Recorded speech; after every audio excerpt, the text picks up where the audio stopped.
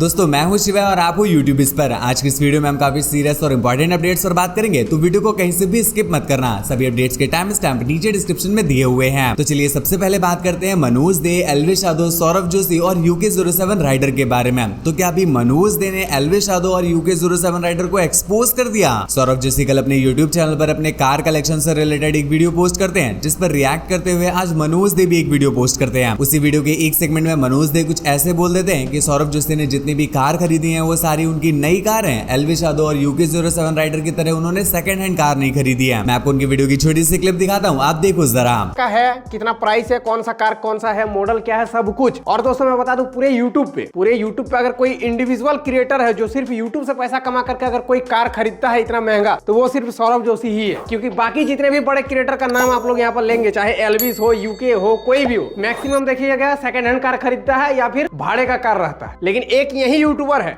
जो नया कार खरीदता है। दोस्तों जैसे कि आपको पता ही है, पिछले कुछ दिनों से सौरभ जोशी से रिलेटेड बहुत सारी एक्सपोज वीडियोस निकल करके आ रही हैं, जिस वजह से अभी सौरभ जोशी को काफी सारे लोग हेट भी दे रहे हैं। तो अभी सौरभ जोशी की तरफ से मनोज दे ने उन सभी लोगों को रिप्लाई दे दिया है। वो क्या बोलते हैं मैं आपको छोटी सी क्लिप दिखाता हूँ, आप देखो जरा। को बहुत कोई ट्रोल करता है, टोन मारता है कि मैगी खा करके वीडियो बना करके दिखा दिया, दाल चावल दिखा करके इतना का करोड़ों का संपत्ति बना लिया। और जो इनको टोन मारते हैं, एक्सपोज करते हैं, ये करते हैं वो करते हैं कि भाई घर द्वार दिखा करके, है ना, दाल चावल दिखा करके करोड़ों का संपत्ति बना लिया। आपको मैं सिंपल कहता हूं कि आज के डेट पे ये लगभग 6 या 7 साल से रेगुलर पर डे एक वीडियो डालते हैं। पर डे एक व्लॉग आता है। देखिए 2 घंटा पहले भी आज आ गया है और आपको हर सुबह 8 बजे इनका व्लॉग मिल जाएगा। क्या ये कहने में आसान है, क्या ये करने में आसान है? मैं आपको एक चैलेंज करता हूं, आप 1 महीना करके दिखा दो। आप भी तो यूट्यूबर होंगे ना, मेरा मैक्सिमम सब्सक्राइबर जो है वो यूट्यूबर है। आपको मैं एक चैलेंज देता हूं कि आप 30 दिन में 30 वीडियो अपलोड करके दिखा दो अपने चैनल पर। आपको मैं मान जाऊं 30 दिन में 30, ज्यादा नहीं, ये तो 5 साल से कर रहे हैं। आप 30 दिन में 30 वीडियो अपलोड करके दिखा दो। इतना आसान नहीं है गाइस, जितना आसान दिखता है नहीं है। यहाँ तक कि मेरे से नहीं हो पाता है। मनोज दे से रिलेटेड लास्ट अपडेट, तो भाई भी मनोज दे एक बंदे पर बहुत ज्यादा भड़क गए जब उसने मनोज दे पर कुछ ऐसा कमेंट कर दिया। वो बोलता है विदाउट वैल्यूएबल कंटेंट तुम्हारी सक्सेस जो है वो सिर्फ तुम्हारे लक की वजह से है ब्रदर। तुम्हारे अलावा इंडिया में और भी बहुत सारे मेहनती यूट्यूबर हैं, सॉरी पर ये सच है। मनोज दे इस पर उन्हें रिप्लाई करते हैं विदाउट वैल्यूएबल कंटेंट ये बात आप कैसे कह सकते हैं? आप बस यूट्यूब पर जाओ और सर्च करो how to create YouTube channel, how to make YouTube thumbnail, how to upload video on YouTube ETC। देखो तो किसका वीडियो आ रहा है। भाई साहब लक बोलकर कुछ नहीं होता। 7 मिलियन लोग लक से सब्सक्राइब नहीं करके रखा है। ऐसे ही लाखों लोग गुरु नहीं बोलते हैं। जाओ उस गरीब से पूछो जो सरकारी स्कूल से पढ़ा है, जिन्हें इंग्लिश नहीं आती है, वो भी मनोज दे की वीडियो से सीख कर आज लाखों की कमाई कर रहे हैं। इसलिए मेहनत पर भरोसा कीजिए, लक खुद बन जाएगा। लक कुछ नहीं होता है, सही समय पर सही डिसीजन लेना ही सबसे बड़ा लक है। तो दोस्तों अब बात कर लेते हैं ध्रुव राठी और अभिनव अरोरा के बारे में। जैसे कि हमने आपको अपनी पिछली वीडियोस में बताया था कि अभिनव अरोरा कैसे पहले खुद को भक्त कहते थे, पर अभी वो सीधा बाबा बन चुके हैं और कथा वगैरह देने लगे हैं, जिस वजह से इंटरनेट पर उन्हें काफी ज्यादा ट्रोल भी मिल रहा था। फाइनली इस पूरी चीज को लेकर के ध्रुव राठी ने भी रिएक्ट कर दिया है। वो क्या कुछ बोलते हैं मैं आपको छोटी सी क्लिप दिखाता हूँ, आप देखो जरा।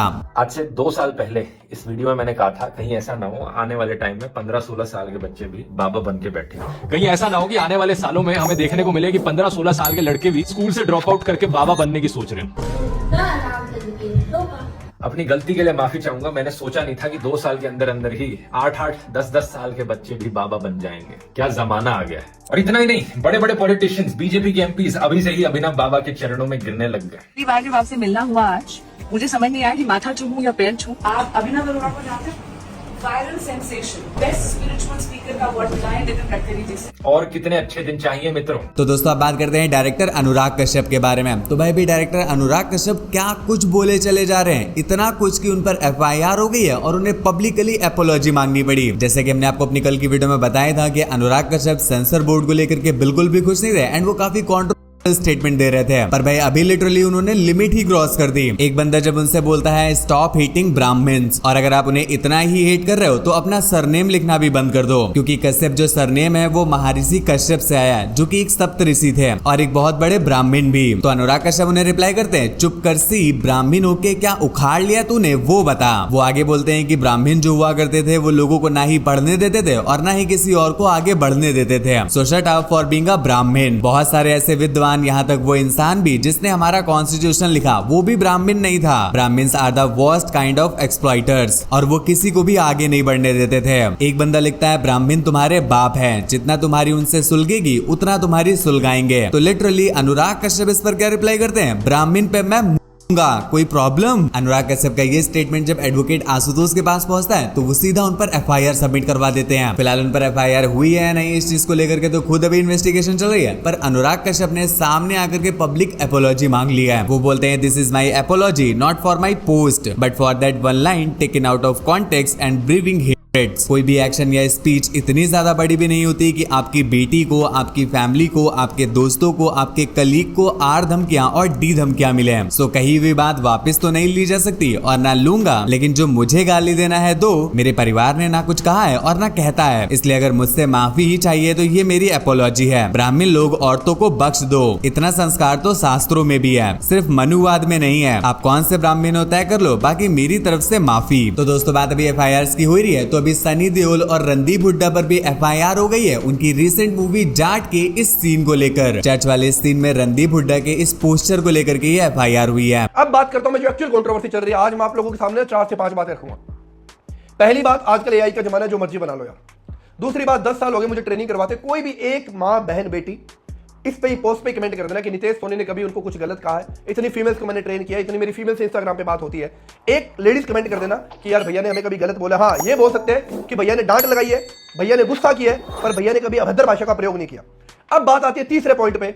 अगर मान लो कि वही चैट अपोजिट करते हैं, लड़की ने मुझे कुछ अपनी फोटोज भेजी होती और मैं उसको वायरल कर देता, तो गलत कौन होता? लड़का। अगर लड़के को कुछ फोटोज भेजी गई, लड़की ने वायरल कर दी, तो गलत कौन है? लड़का। ये आप लोग को मंद बुद्धि हो, आप लोग आज की डेट में इतने दिमाग से गिर चुके हो कि आपको जैसा दिखाया जाता है ना वैसा आप देखते हो। गलत लड़का ही होना है, हर कंडीशन में गलत लड़का होना है। अगर लड़की की फोटोज लड़का वायरल कर देता तो लड़का गलत, लड़की ने गलत कर दिया तो लड़का गलत। अरे वो ये कोई नहीं देखता कि वो आगे बढ़ के बात करे, उससे लेना देना ही नहीं है। अब चौथे पॉइंट पे आते हैं, सबसे मेन। अब अगर मान लो वो लोग कहते हैं कि मैंने बात करी है, मेरा पर्सनल इशू है, पर्सनल चैट है, तो पर्सनल चैट से दिक्कत किसको होनी चाहिए? मेरे माँ बाप को, मेरी वाइफ को। सबसे बड़ी दिक्कत तो इन्हीं को होनी चाहिए, बाकी किसी को नहीं होनी चाहिए, क्योंकि वो पर्सनल चैट है। उनको तो दिक्कत नहीं है, वो तो मेरे साथ रह रहे हैं, उनको तो कोई तकलीफ नहीं हुई। पांचवा सबसे मेन टॉपिक आता है कि आप लोगों ने देखा वीडियो बना कौन रहे हैं, जिनका सारा दिन काम ही यही है, कुछ भी बना के एआई से। अभी तो मेरी ऑलरेडी किसिंग वीडियो बना के डाली हुई है, अब मैं स्क्रीन पे दिखा देता हूं, आप लोग देख लीजिए। इसको हटाने के मेरे से लाख रुपए मांगे गए, मैंने नहीं दिए, तो वो शुरू हो गए। मेरे नाम से कितनी फर्जी आईडी शुरू की जा चुकी है। ये आज की डेट में ना, मैं एक बात समझा देता हूं आप लोगों को, लोग ना अपने घर में चूल्हे पे क्या पक रहा है उससे लेना देना नहीं है, दूसरे के घर में खाना क्या बन रहा है हमें उसका लेना देना। अगली अपडेट तो भी खान सर ने गांधी जी और नाथूराम गोडसे को लेकर के एक शॉकिंग स्टेटमेंट दिया। दोस्तों इंटरनेट का आपको पता ही है, महात्मा गांधी और नाथूराम गोडसे को लेकर के कितना बवाल चलता रहता है। कुछ लोग नाथूराम गोडसे को सपोर्ट करते हैं, वहीं पर कुछ लोग गांधी जी को सपोर्ट करते हैं। तो अभी इस चीज को लेकर के खान सर का भी रिएक्शन निकल कर क्या रहा है, जो भी इंटरनेट पे काफी ज्यादा वायरल हो रहा है। मैं आपको छोटी सी क्लिप दिखाता हूँ, आप देखो जरा। एलिमिनेट कर देते ना तो पाकिस्तान बनता ही नहीं। नाथूराम गोडसे, हमको लगता है इसने को किसी ने गलत सुपारी दे दी थी, फोटो दिखाने में गलत कर दिया कि मारना है इसको, मार दिया उसको जाके। भाई मारना था तो जिन्ना को मार देते यार। हम लोग तो बदनसीब थे भैया, हम लोग तो अभी जन्म लिए हैं, आज़ादी के समय हम लोग नहीं थे। बट इनफैक्ट एक कॉमन सेंस भी रहता, अगर हमें ही मारना रहता तो भाई हम गांधी को क्यों मारे? 80 साल का बूढ़ा तेज ढकेल देंगे तो मर जाएगा इंसान, उसको मार दिया। कितना बेशर्मी का बात है यहाँ पे। जिन्ना को मार भाई, सारा बवाल खत्म हो जाएगा यहाँ पे। वही ना मचा रहा है यहाँ पे। तो दोस्तों अब बात कर लेते हैं लेडी डॉन जिक्रा के बारे में। दिल्ली के सेलमपुर से ये शेमफुल अपडेट निकल करके आ रही है। क्या होता है कि कुणाल नाम के एक 17 साल के लड़के को उसकी ही घर की गली में मार दिया जाता है, जब वो घर से दूध और समोसे लेने निकला था। और इस केस को लेकर के जो भी सबसे बड़ा नाम निकल करके आ रहा है वो यही लेडी डॉन जिक्रा का निकल करके आ रहा है। इनकी फोटो भी आपने इंटरनेट में कहीं ना कहीं जरूर देख ली होगी। फिलहाल एग्जैक्ट रीजन नहीं बताया गया आखिर ये सब कुछ किया क्यों गया है। पुलिस जो बोल रही है वो ये बोल रही है कि भाई ये एक रिवेंज केस है। कुछ लोग ये भी बोल रहे हैं कि ऐसा ही एक इंसिडेंट उसी एरिया में लास्ट ईयर नवंबर में हुआ था, तो ये उसी का रिवेंज है। होता क्या है कि कुणाल जब दूध लेकर के घर वापस जा रहा होता है, तभी उसके घर से बस थोड़ी ही दूरी पर बहुत सारे लोग दौड़ते हुए आते हैं और उस पर चलाना स्टार्ट कर देते हैं, जिसके बाद वो वहां से भाग जाते हैं। लास्ट मोमेंट का जो इंसिडेंट है भाई वो तो बहुत डिस्टर्बिंग है। वहाँ के एक लोकल ने जो देखा था वो बताते हैं कुणाल की इतनी ज्यादा हालत खराब हो चुकी थी कि कोई भी होता वो तो डर से ही मर जाता, पर फिर भी वो किसी तरह से क्रॉल करते हुए पास के क्लिनिक में पहुंचने की कोशिश कर रहा था। कुणाल की मदर का भी स्टेटमेंट निकल कर क्या रहा है, वो बोलती है कि हमें इस चीज को लेकर के बहुत समय से धमकी दी जा रही थी। फिलहाल इस केस को लेकर के पुलिस ने टोटल 4 लोगों को कस्टडी में लिया है। 3 लोगों की आइडेंटिटी तो रिवील हो चुकी है, पर एक इंसान की आइडेंटिटी पुलिस ने अभी रिवील नहीं करी है। दोस्तों वीडियो में आगे बढ़ने से पहले चलिए चेक करते हैं आपका सोशल मीडिया IQ। क्या आप एक यूट्यूबर का ब्रांड देख करके बता सकते हो कि वो कौन सा यूट्यूबर है? अगर बता सकते हो तो बताओ। ये जो ब्रांड की मर्चेंडाइज आप अभी स्क्रीन पर देख रहे हो, ये एक पॉपुलर यूट्यूबर की ब्रांड मर्चेंडाइज है। मुझे नहीं लगता भाई 99% लोग भी इसका सही आंसर दे पाएंगे, पर अगर आप उन 1% लोगों से और आपने सही गेस कर लिया है तो नीचे कमेंट्स में बताना, ताकि अगली वीडियो में मैं आपको शाउट आउट दे सकूं। फिलहाल हमारी पिछले चैलेंज के विनर है HP व्लॉग्स भाई। तो दोस्तों बस फिलहाल की वीडियो में बस इतना ही। अगर आप वीडियो में यहाँ तक पहुंच गए तो हमें बहुत खुशी हो रही है कि आपको हमारी मेहनत पसंद आई और आपने वीडियो को यहाँ तक देखा। प्लीज चैनल को भी सब्सक्राइब कर लीजिएगा, ताकि इससे इंटरेस्टिंग अपडेट हम आपको डेली दे सके। मुझसे बात वगैरह करना चाहते हैं या कोई न्यूज सबमिट करना चाहते हैं तो आप मेरे इंस्टाग्राम पर भी आ सकते हो। मेरा इंस्टा यूजर नेम है आपका शिवाय, आपको स्क्रीन पर दिख रहा है, लिंक नीचे डिस्क्रिप्शन में दिया हुआ है।